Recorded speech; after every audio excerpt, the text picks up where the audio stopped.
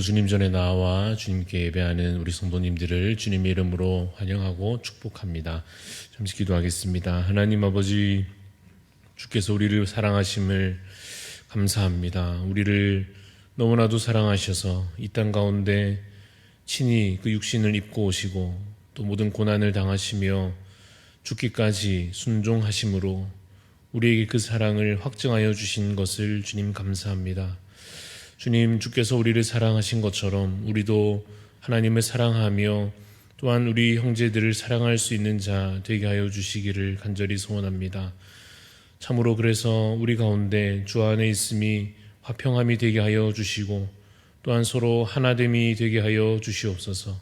함께 주의 사명을 감당해 나아가며 또한 주께 온전한 예배로 나아갈 수 있도록 주님, 우리에게 그러한 사랑과 긍휼이 넘치게 하여 주시옵소서. 하나님 아버지, 우리 대한가족에 속한 지체들을 위해서 기도합니다. 육신이 연약한 자들을 하나님께서 붙잡아 치유하여 주시고 회복케 하여 주셔서 참으로 주님의 놀라운 은혜의 손길을 깊이 경험케 하여 주시기를 간절히 소원합니다. 직분을 맡아 섬기는 모든 주의 일꾼들에게 하나님께서 성령과 지혜로 충만케 하여 주시고 우리 교회에 속한 모든 성도들의 가정과 그 모든 삶의 자리마다 하나님의 놀라운 주의 은총이 참으로 넘치도록 충만케 하여 주시기를 간절히 소원합니다.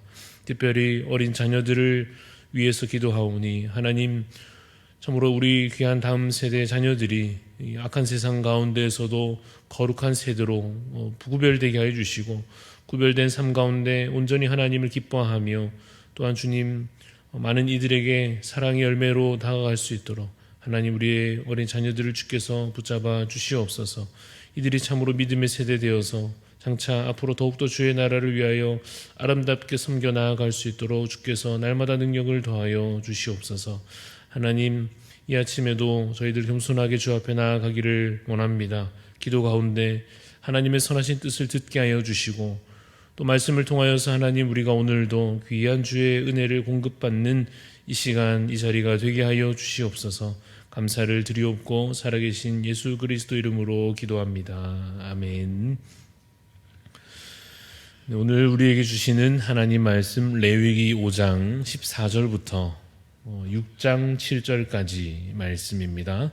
레위기 5장 14절부터 6장 7절까지 말씀. 레위기 5장 14절에서 6장 7절까지 이 시간 교독하여 읽겠습니다. 여호와께서 모세에게 말씀하여 이르시되 누구든지 여호와의 성물에 대하여 부지 중에 범죄하였으면 여호와께 속건제를 드리되 내가 지정한 가치를 따라 성소의 세겔로 몇 세겔 은에 상당한 흠없는 수량을 양떼 중에서 끌어다가 속건제로 드려서 성물에 대한 잘못을 보상하되 그것의 5분의 1을 더하여 제사장에게 줄 것이요 제사장은 그 속건제의 수량으로 그를 위하여 속죄한즉 그가 사함을 받으리라. 만일 누구든지 여호와의 계명 중 하나를 부지 중에 범하여도 허물이라 벌을 당할 것이니 그는 내가 지정한 가치대로 양떼 중 흠없는 수량을 속건 제물로 제사장에게로 가져갈 것이라. 제사장은 그가 부지 중에 범죄한 허물을 위하여 속죄한즉 그가 사함을 받으리라. 이는 속건제니 그가 여호와 앞에 참으로 잘못을 저질렀음이니라.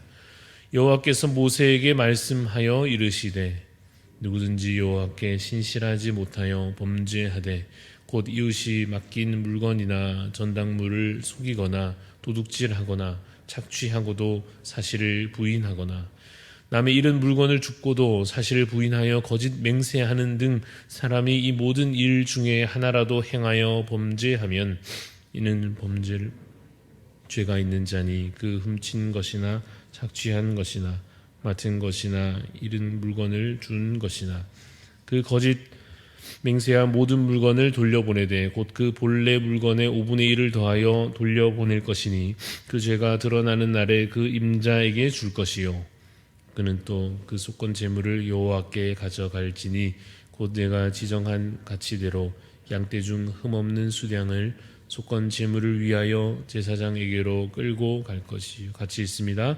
제사장은 여호와 앞에서 그를 위하여 속죄한즉 그는 무슨 허물이든지 사함을 받으리라. 아멘. 오늘 말씀의 제목은 속건제를 통해 배우는 거룩한 삶입니다. 속건제를 통해 배우는 거룩한 삶이라는 제목으로 잠시 말씀을 나누고자 합니다. 레위기를 통해서 우리가 제사법을 살펴보고 있습니다. 번제, 또 소제, 화목제, 속죄제와 같은 또 속건제, 오늘 말씀에 이르기까지 여러 제사들을 보는데요. 이 속죄제와 이 속건제의 공통점이 있다면 이것은 죄와 관련된 제사다라고 하는 점입니다. 우리가 죄를 지었다면 반드시 그 죄를 해결해야 할 것입니다. 왜냐하면 그 죄를 가지고서는 하나님께 나아갈 수 없기 때문입니다. 우리가 예를 들어서 밥 먹다가 손에 뭐가 묻는다든지 하면은 어떻게 합니까? 그 손을 밥 먹고 나서라도 씻지 않습니까? 왜 씻느냐? 당연한 이야기지만 더럽다고 우리가 더러워졌다고 이제 생각하기 때문에 씻는 것입니다. 다른 예시로 마찬가지지만 예를 들어 비 오는 날에 길을 걷다가 옆에 자동차가 확 이렇게 지나가면 그래서 옷에 물이 이렇게 튀겨가지고 옷에 흙탕물이 묻었다라고 한다면 집에 와서 그 옷을 어떻게 하겠습니까? 세탁을 하겠지요. 다음날 그 옷을 그냥 그대로 또 입지는 않을 것입니다. 왜냐하면 이것이 더러워졌다고 생각하기 때문에 그렇습니다. 하나님 앞에서 우리의 죄가 그렇습니다. 죄는 더러운 것이어서 씻어내야 하는 것입니다. 정결하신 하나님께 우리가 가까이 가려고 한다면 죄를 그냥 가지고 갈 수는 없는 것입니다. 그래서 속죄제 제물을 우리가 바치고 속건제 제물을 우리가 하나님 앞에 바치는 것인데요. 그런데 이와 같은 이 속건제는 중요한 특징이 있음을 오늘 우리 본문 읽으면서 함께 발견하게 됩니다. 속죄제와 이 속건제를 좀 비교하여 말하자면 속죄제가 좀 주로 하나님과의 어떤 관계에서 짓는 우리의 죄의 문제를 다룬다라고 한다면 이 속건제는 주로 대인관계에서 사람과 관계된 다른 사람에게 내가 어떤 해를 끼치게 되는 그런 문제에 대해서 이야기하는 것이 주된 내용이 되겠습니다. 그래서 그런 다른 사람에게 잘못을 해서 해를 끼쳤다라고 한다면 여러분 우리가 뭘 해야 하겠습니까? 일단 잘못을 했으니까 사과를 하는 것이 마땅하겠고, 그런데 사과도 사과지만 우리가 누군가에게 잘못하여 피해를 끼쳤다라고 한다면 그 피해에 대해서 기본적으로 보상해야 할 것입니다. 이 보상한다라고 하는 것이 이 속건제사의 주요한 특징이 됩니다. 우리 예를 들어서 15절 말씀을 우리 같이 한번 읽어보면 좋겠습니다. 15절 말씀을 한번 같이 읽겠습니다. 시작.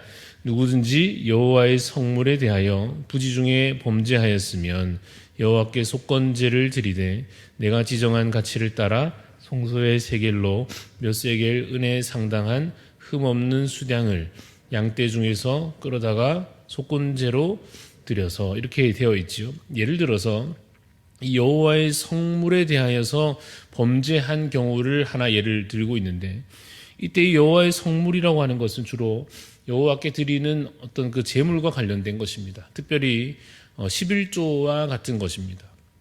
여러분 구약 당시에는 11조 제물이 누구의 삶에 직접적으로 영향을 끼쳤는가 하면 바로 레위인들의 삶에 그것은 직접 영향을 주는 문제입니다. 왜냐하면 레위 지파의 사람들은 이 성막이나 성전에서 봉사하는 일을 주로 직접 담당하게 되죠. 그래서 하나님께서 정하신 율법에 따라서 그들은 따로 경제 활동을 하는 것이 아니라 이 다른 지파가 하나님께 바쳐 드리는 그 11조를 통하여서 생활하도록 주로 그렇게 정해져 있는 것입니다.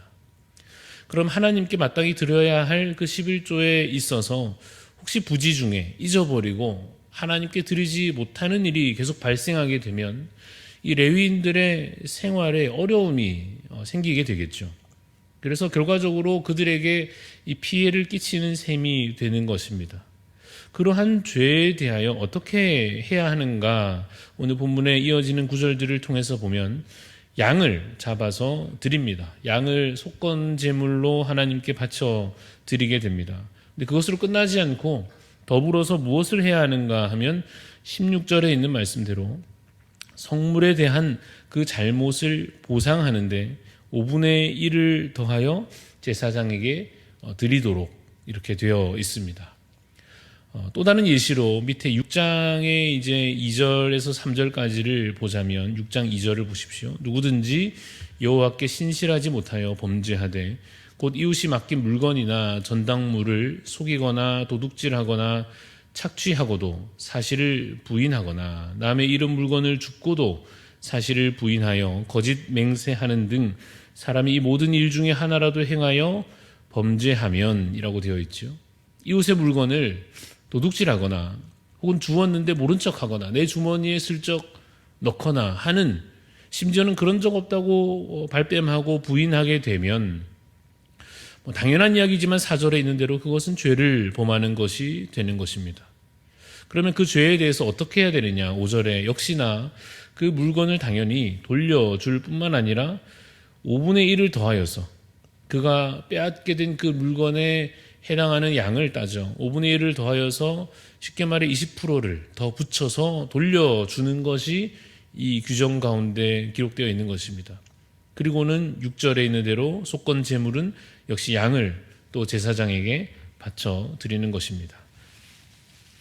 이 속건제 규칙은 여러분, 우리가 하나님께 대하여 거룩하게 하나님께 대해서 거룩하게 살아가야 할 뿐만 아니라 또 이 사람과의 관계에 있어서도 역시 우리가 거룩하게 살아야 한다 하는 사실을 우리에게 가르쳐 줍니다.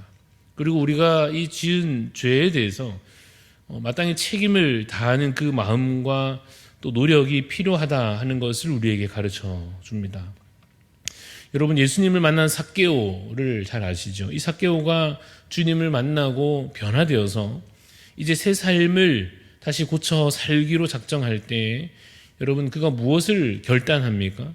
그가 혹 이전에 다른 사람의 것을 빼앗아서 피해를 끼친 것에 대하여 보상하기로 결단하지 않습니까? 그 모습에서도 이러한 속건제의 원리가 어느 정도 드러난다 할 수 있습니다. 우리가 상상해 보자면 만약에 삭개오가 온갖 나쁜 짓을 다 행하였고 특별히 이 교인 간의 관계에 있어서 동관계에서 이 사람 저 사람 만약 사기치고 빼앗고 또 줄 돈 주지 않고 그러다 갑자기 어느 날 이 삭개오가 말하기를 나 예수님 만나서 이제 새 사람 됐다.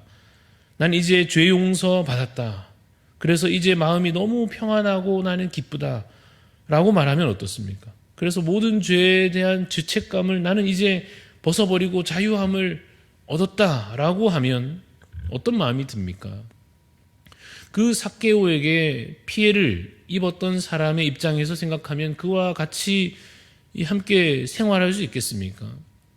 같은 구역에 속하여 식구로 지낸다든지 오늘날로 말하자면 말입니다. 그러한 가까운 관계를 유지하기가 쉽지 않겠죠. 무엇이 필요한가? 마땅히 사과하고 또한 보상하려고 하는 노력이 필요할 것입니다. 왜냐하면 이 죄의 문제는 사람 사이에서도 하나님께 물론 우리가 회개하는 것이 마땅합니다마는 또한 사람 관계에서도 풀어야 할 문제가 있기 때문에 그렇습니다. 이에 대해서 잘 우리에게 설명하여 주시는 본문이 마태복음 5장에 있는 구절입니다. 23절, 24절 말씀인데요. 제가 읽어드리면 그러므로 예물을 제단에 드리려다가 거기서 내 형제에게 원망 들을 만한 일이 있는 것이 생각나거든. 하나님께 무언가 예배드리러 왔는데 형제와의 관계에 있어서 어떤 잘못한 것이 생각나면 어떻게 하라 합니까? 이어지는 구절에 예물을 제단 앞에 두고 먼저 가서 형제와 화목하고 그 후에 와서 예물을 드리라 하는 이 말씀을 여러분 잘 아시죠? 하나님 앞에서 거룩한 자는 사람 앞에서도 거룩한 자여야 하는 것입니다. 이것을 또한 요한 1서 4장에서도 잘 설명하여 주십니다. 누구든지 하나님을 사랑하노라 하고 그 형제를 미워하면 이는 거짓말하는 자니 보는 바 그 형제를 사랑하지 아니하는 자는 보지 못하는 바 하나님을 사랑할 수 없느니라 라고 말씀하십니다. 속건제 제사의 규정들은 이러한 문제에 대해서 우리가 어떻게 행하여야 할지를 잘 가르쳐 줍니다. 여러분, 신앙이 좋다 하는 것은 하나님께 기본적으로 인정받는 것인데요. 하나님께 인정을 받으려면 사람에게도, 특별히 믿음의 형제들에게 인정받는 것이 사실은 어느 정도 필요합니다. 이 사도행전에 보면 초대교회 시절에 이 교회의 중요한 일꾼을 뽑는 내용이 나오지 않습니까? 그때 어떤 기준을 말하는가 하면 성령과 지혜가 충만하여 칭찬받는 사람이다 라고 말합니다. 이 칭찬받는 것은 성도들이 그를 보며 칭찬하는 것을 말합니다. 그럼 사람 눈치 보면서 신앙생활을 하나님께 잘하면 되는 것이지 사람 눈치 보면서 하란 말입니까? 라고 묻는다면 뭐라고 답하면 좋겠습니까? 사람 눈치를 봐야 한다는 것이 아니고 사람들을 이제 사랑하는 것이요, 내 연약함이 혹 다른 사람들에게 해가 될 수 있음에 대해서 생각할 수 있어야 한다 하는 것입니다. 여러분, 사실 우리가 깊이 생각해 보면 우리가 다 부족하고 흠이 많아서 하나님 앞에서도 우리가 죄인입니다마는 또 다른 사람들에게도 그 앞에서도 우리가 온전치 못한 자임을 기억해야 할 것입니다. 혹 우리 마음에 생각하기를 나 정도면 된 건 아닌가, 저 사람들하고 비교하자면 나는 충분히 오히려 더 괜찮은 것 아닌가 하는 마음이 혹시 우리의 마음에 일어난다면 여러분, 그 교만이 인간관계를 가로막을 뿐만 아니라 하나님과의 관계마저도 가로막게 된다는 사실을 깨달아야 할 것입니다. 오늘 기록된 이 말씀, 나누는 말씀을 정리합니다. 오늘 본문 레위기 5장 14절에서 6장 7절의 말씀을 함께 읽었는데요. 이곳에 속건제에 대하여 기록되어 있었습니다. 속건제의 특징이 무엇이라 하였습니까? 주로 사람과의 관계에서 죄를 범한 경우에 수량을 이 속건 제물로 바치는데, 바칠 뿐 아니라 더불어서 다른 이들에게 피해를 끼친 것에 대해서 보상해야 한다는 원칙이 있었습니다. 여러분, 이것을 오늘 우리의 삶에 좀 적용하고자 할 때, 혹시 여러분 요즘 예배를 드림에 있어서 은혜가 잘 경험되지 않는다 하신다면 여러 가지 문제가 있을 수 있겠지만 혹시나 먼저 풀어야 할 인간관계의 문제가 없는지 살펴보시기를 바랍니다.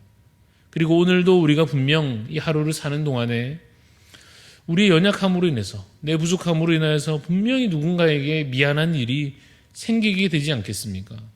그럴 때 그것이 드러나고 적어도 우리의 마음에 확인되었을 때 내가 뭘 그렇게 잘못했느냐라고 교만하게 버티기보다는 고개를 숙이고 사랑으로 사과하고 겸손히 행하여 오늘 이 말씀에 드러난 귀한 그 예배의 원리를 우리의 삶 가운데 적용하여 살아가는 복된 나라가 되실 수 있기를 간절히 소원합니다. 기도하겠습니다. 하나님 아버지, 주께서 그 제사를 통하여 거룩한 삶의 원리를 우리에게 가르쳐 주심을 우리가 오늘 이 말씀 가운데 읽고 깨달아 또한 행하고자 합니다. 주님, 우리도 하나님 앞에서나 또 사람 앞에서나 부족함이 많은 죄인일진데 우리가 더 겸손함으로 마음을 낮추어 하나님께 회개할 뿐 아니라 또한 형제와의 관계에서 우리의 잘못을 사과하며 또한 그것을 보상코자 하며 우리가 잘못한 것에 그 죄의 무게들을 더 깊이 느낄 수 있는 저희들이 되기를 소원합니다. 하나님, 그래서 화평함이 다시 우리 가운데 채워지며 회복되게 하여 주시옵소서. 우리가 가는 자리마다 사랑으로 말미암아 관계들이 회복되며 또한 그러함으로 말미암아 더욱더 하나님 앞에 온전한 예배로 나아갈 수 있는 저희들 되게 하여 주시기를 간절히 소원합니다. 이 하루를 사는 동안 정말 그러한 하나님을 사랑하고 형제를 사랑하는 예배자의 삶을 힘써 살아갈 수 있도록 주님 은혜를 더하여 주시옵소서. 감사를 드리옵고 살아계신 예수 그리스도 이름으로 기도합니다. 아멘. 하늘에 계신 우리 아버지여, 이름이 거룩히 여김을 받으시오며 나라가 임하시오며 뜻이 하늘에서 이루어진 것 같이 땅에서도 이루어지이다. 오늘 우리에게 일용할 양식을 주시옵고 우리가 우리에게 죄 지은 자를 사하여 준 것 같이 우리 죄를 사하여 주시옵고 우리를 시험에 들게 하지 마시옵고 다만 악에서 구하시옵소서. 나라와 권세와 영광이 아버지께 영원히 있사옵나이다. 아멘. 오늘 우리 기도하실 때에 베트남을 위해서 섬기시는 양승봉 선교사님 위해서 기도해 주시기 바랍니다. 기도 제목은 이와 같습니다. 하노이의 킴스 클리닉이 좋은 형태로 변화되어서 안정적인 선교 기지가 될 수 있도록 기도해 주시고, 또 베트남 기독 의사회가 든든히 세워져서 베트남을 잘 섬길 수 있도록 기도해 주시고, 또 영어 회화 클럽, 또 한국어 사랑방을 통해서 많은 베트남 젊은이들에게 기독교의 그 가치관을 나눌 수 있도록 기도 제목이 있습니다. 우리 베트남을 위해서 섬기시는 양성봉 선교사님 위해서 기도해 주시고, 또 각자 자유롭게 기도하고 돌아가겠습니다.